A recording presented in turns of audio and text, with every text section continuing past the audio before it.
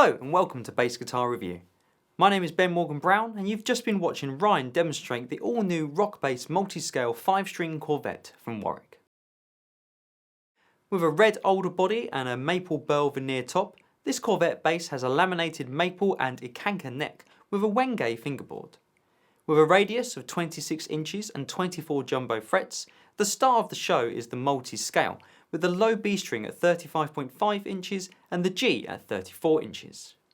Two passive MEC soap bar humbucker pickups can be switched between series, single coil or parallel wiring before hitting an active rock bass circuit with bass and treble controls, as well as a master volume and pickup blend.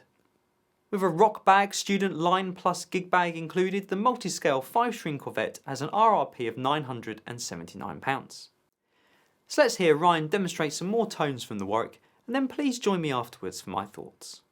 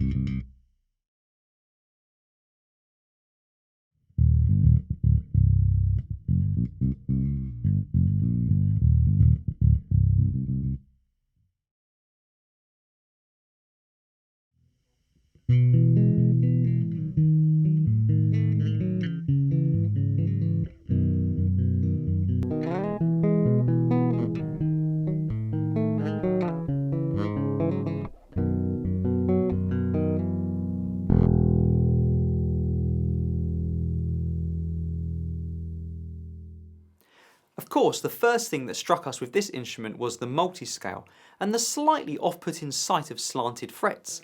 Although this is Warwick's first foray into multiscales, the concept has been tried and tested on many other instruments.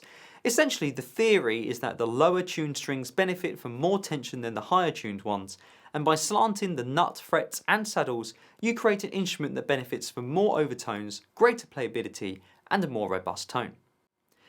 You might imagine that those new angles take some getting used to, but Ryan found that after a few hours playing, he was completely used to the multiscale setup, with only the psychological effect of seeing slanted frets making him aware of them. In fact, he commented that the frets seemed to naturally fall under the angle of the playing hand, and that the neck felt extremely comfortable under the hand due to its satin finish.